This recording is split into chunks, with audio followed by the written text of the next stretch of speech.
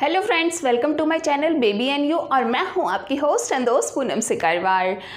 आज का हमारा टॉपिक है हाउ टू कंसीव, मींस कि प्रेग्नेंट कैसे हो। गाइज आज का टॉपिक स्टार्ट करते हैं। आज का मेरा टॉपिक उन कपल्स के लिए है जो बहुत जल्दी कंसीव करने वाले हैं या बेबी प्लानिंग करने वाले हैं। मैं उन लोगों के लिए भी वीडियो लेके आऊँगी जो अभी कंसीव नहीं करना चाहते हैं और अनवांटेड प्रेगनेंसी से बचना चाहते हैं। Guys let's start today's video. Baby conceive करना उन कपल्स के लिए बहुत इजी होता है जिनकी लाइफस्टाइल बहुत अच्छी होती है, लेकिन उन कपल्स के लिए बहुत मुश्किल होता है जिनकी लाइफस्टाइल बहुत बेकार हो रखी होती है। लेकिन उन कपल्स को पता ही नहीं होता है कि ऐसे कौन से रीजंस होते हैं जिनकी वजह से उनकी लाइफस्टाइल ख़राब हो रखी है। तो मैं आज आप सबको कुछ ऐसे रीजंस बताऊंगी जिनकी वजह से आपकी प्रेगनेंसी में प्रॉब्लम क्रिएट हो रही है। आपको ये जानकर बहुत ही आश्चर्य होगा कि ऑल ओवर वर्ल्ड में 15% लोग, मतलब कि 48.5 मिलियन लोग जो हैं वो इस प्रॉब्लम से जूझ रहे हैं। मतलब वो फर्टिलिटी की प्रॉब्लम से जूझ रहे हैं, उनको कंसीव करने में प्रॉब्लम आ रही है। तो मैं नहीं चाहती कि आप लोगों के साथ भी यही सिनेरियो हो, तो इसलिए आपको ये रीजंस जानना बहुत ज़रूरी है।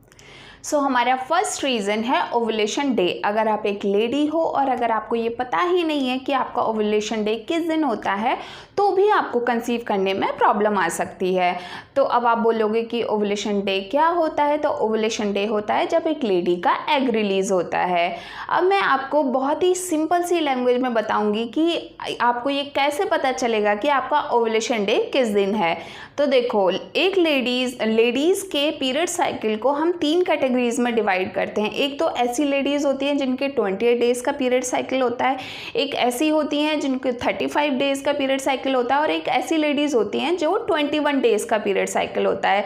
तो हम फर्स्ट वन का एग्जाम्पल लेके आपको ईजिली समझाते हैं। देखो, अगर एक लेडी का पीरियड साइकिल 28 डेज़ का है तो उसका ओवुलेशन डे उससे ठीक 14 दिन पहले, मीन्स कि 14th को होगा। जैसे कि अगर एक लेडी का पीरियड 1 को आया है तो उसके जस्ट 14 दिन बाद, मतलब 14th को उसका ओवुलेशन डे होगा। और अगर इस ओवुलेशन डे से 5 दिन पहले तक भी अगर वो इंटीमेट होती है तो उसको कंसीव होने के चांसेस रहते हैं। लेकिन सबसे ज़्यादा चांसेस होते हैं जब वो 3 दिन पहले तक रहती है, मीन्स कि 12th, 13th एंड 14th। अगर इन 3 दिनों में वो इंटीमेट होती है तो सबसे ज़्यादा कंसीविंग के चांसेस रहते हैं। नाउ ऐसे ही हम सेकंड एग्जांपल को पे फोकस करते हैं। ये जो लेडीज़ जिनका 35 डेज़ का पीरियड साइकिल होता है, उनके मोस्ट फर्टाइल विंडोज़ होती हैं 19, 20 एंड 21, और 21th डे जो होता है वो उनका ओवुलेशन डे होता है। ऐसे ही हम थर्ड वन पे फोकस करते हैं। 21 डेज़ जिन लेडीज़ का पीरियड साइकिल होता है उनका ओवुलेशन डे होता है 7th को, और उनके मोस्ट फर्टाइल डे होते हैं 5th, 6th एंड 7th। तो अगर आप अपनी मोस्ट फर्टाइल डेज में इंटीमेट होती हो तो आपको कंसीविंग के चांसेस 90% रहते हैं। अब बात करते हैं उन लेडीज़ की जिनके की पीरियड्स बहुत ही इरेगुलर होते हैं। तो उन लेडीज़ के लिए भी हमारे पास कुछ टिप्स हैं। फर्स्ट तो ये कि आप ओवुलेशन प्रेडिक्टर किट्स आती हैं मेडिकल स्टोर्स पे, वो ले सकती हैं। उससे आपको पता लग जाएगा कि आपका ओवुलेशन डे किस दिन होने वाला है। सेकंड होता है आप अपने डेली मॉर्निंग में बॉडी टेम्परेचर को मेज़र करें, क्योंकि जिस दिन हमारा ओवुलेशन डे होता है उस दिन हमारा बॉडी टेम्परेचर राइज होता है, तो इससे भी आपको पता लग सकता है। थर्ड होते हैं ओवुलेशन प्रेडिक्टर। बहुत सारे ऑनलाइन ओवुलेशन प्रेडिक्टर्स हैं, उनसे भी आप मेज़र कर सकते हो। तो ये तो आप सबके लिए टिप्स थी कि आपको अपना ओवुलेशन डे पक्का पता होना चाहिए, तभी आप इजीली कंसीव कर पाओगे।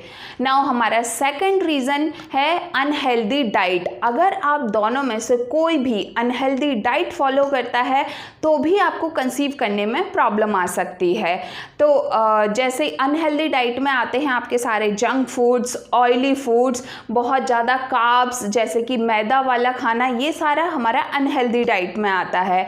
तो इसके लिए हमारे पास यही टिप्स हैं कि आप सबको आज से ग्रीन वेजीज खानी चाहिए, फ्रूट्स खाने चाहिए, ज़्यादा से ज़्यादा जूसेस का यूज़ करने चाहिए एंड डेयरी प्रोडक्ट जिसमें कि स्पेशली कर्ड जो होता है उसको हम फर्टिलिटी बूस्टर कहते हैं, तो ये आपकी फर्टिलिटी को इंक्रीज़ करता है। तो आपको ऐसे ही खाने चाहिए जिससे कि आपकी डाइट बहुत सही रहे और आपको कंसीव करने में ज़्यादा प्रॉब्लम ना आए। सो हमारा थर्ड रीज़न है जिसकी वजह से आपको कंसीविंग में प्रॉब्लम आ सकती है, वो है ओवरवेट होना। अगर आप दोनों में से ही कोई एक बहुत ज़्यादा ओवरवेट है या फिर बहुत ज़्यादा स्किनी है तो भी आपको कंसीव करने में प्रॉब्लम आ सकती है। तो ओवरवेट होने का मतलब ये नहीं है कि आप आज से ही इतनी एक्सरसाइज स्टार्ट कर दो कि बीमारी पड़ जाओ। आपको एक्सरसाइज करनी है इस तरीके से कि कुछ दिनों में कुछ टाइम तो लगेगा लेकिन आपका नॉर्मल वेट हो जाए। उसके लिए हमारे पास यही टिप्स हैं कि आप ऑनलाइन योगा सेशंस लें, आप घर पर एक्सरसाइज करें, आप जिम में जाके एक्सरसाइज करें, जुम्बा डांस करें। इन सब की हेल्प से आपका वेट नॉर्मल होगा और आपको कंसीव करने में ज़्यादा प्रॉब्लम नहीं आएगी। अब हमारा फोर्थ रीज़न है एंड ये बहुत इम्पॉर्टेंट रीज़न है, वो है स्मोकिंग एंड एल्कोहल। जो लोग स्मोकिंग एंड एल्कोहल का यूज़ करते हैं उनको स्पेशली कंसीविंग करने में बहुत प्रॉब्लम आती है, क्योंकि ऐसे लोगों के तो इवन IVFs भी फेल हो जाते हैं और मिसकैरेजेस के चांसेस बहुत ज़्यादा होते हैं। देखो, अगर आप स्मोकिंग करते हो तो उसमें निकोटिन होता है और निकोटिन जो होता है वो लेडीज़ में एग की क्वालिटी को डिक्रीज़ करता है और मेल्स में स्पर्म काउंट को बहुत कम करता है।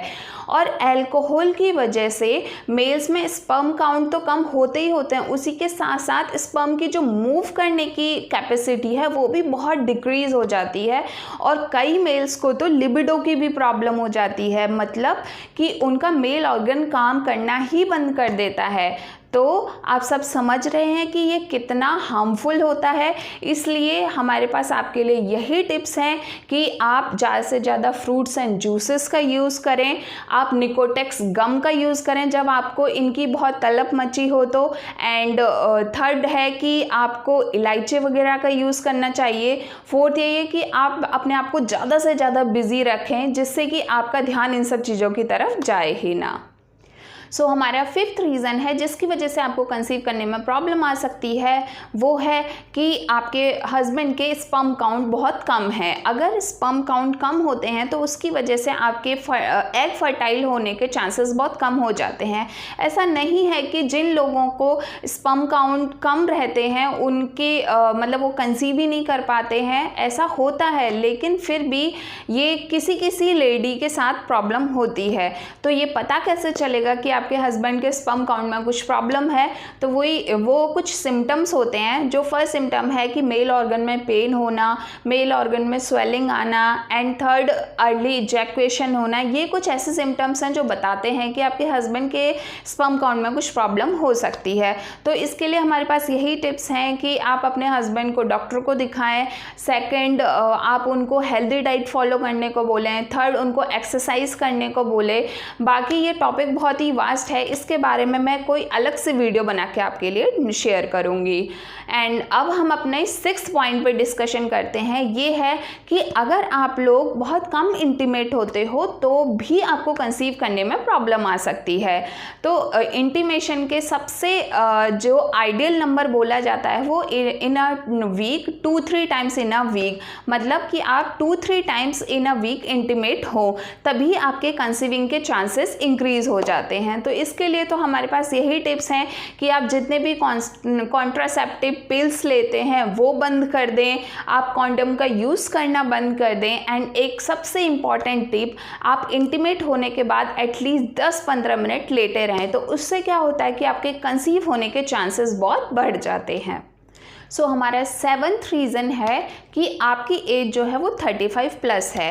35 प्लस होने के बाद फर्टिलिटी रेट जो है वो कम होने लग जाती है लेडीज़ में, और उनके एग फॉर्मेशन जो हैं वो कम होने लग जाते हैं और उनकी क्वालिटी भी डिक्रीज़ होने लग जाती है।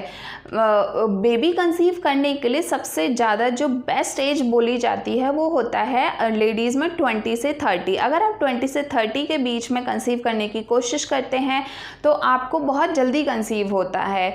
तो ऐसी लेडीज़ के लिए हमारे पास यही टिप है कि आप हो सके तो अपने 20s में ट्राई करें। अगर आपकी शादी हो गई है तो आप 20s में ट्राई करें कंसीव करने का।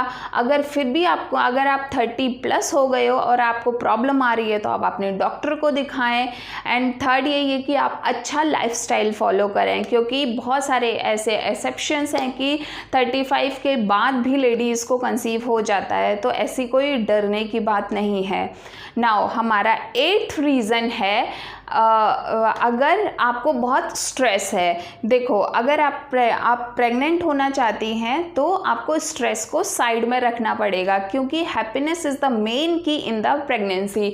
अगर आप स्ट्रेस लोगी तो आपको बहुत ही फ्रस्ट्रेशन आएगा एंड उसकी वजह से आपको गुस्सा आएगा, जिसकी वजह से आपकी कंसीविंग में प्रॉब्लम क्रिएट हो सकती है। तो हमारे पास यही टिप्स हैं आपके लिए कि आप ज़्यादा से ज़्यादा टाइम अपने फैमिली फ्रेंड्स के साथ बिताएं, आप अपने हस्बैंड के साथ अच्छा टाइम स्पेंड करें, आप मूवीज़ देखें एंड बाहर डिनर के लिए जाएं एंड प्रेगनेंसी के अलावा बाकी सब चीज़ों पे फोकस करें, जिससे कि आप फ्री ऑफ माइंड रहें और आपको कंसीविंग में ज़्यादा प्रॉब्लम ना आए। सो हमारा 8th रीज़न है जिसकी वजह से आपको कंसीविंग में प्रॉब्लम आ सकती है, वो है कि अगर आपको कोई मेडिकल प्रॉब्लम है, जैसे कि किसी लेडी को थायराइड होता है, बीपी, हार्ट रिलेटेड इश्यूज़, मिर्गी, ये सारी अगर आपको प्रॉब्लम है तो भी आपको कंसीव करने में प्रॉब्लम आ सकती है। एंड अगर आपको पहले मिसकैरेज हुआ है तो भी कंसीव करने में प्रॉब्लम आती है। तो इन सब चीज़ों के लिए तो आपको डॉक्टर से ही डिस्कशन करना चाहिए। कुछ ऐसी लेडीज़ होती हैं जिनको सिर्फ हार्मोनल इम्बैलेंस हुआ होता है, तो उनके लिए तो कुछ घर के नुस्खे भी काम कर जाते हैं, like extra virgin oil, olive oil लेना, अनार का ज़्यादा से ज़्यादा यूज़ करना।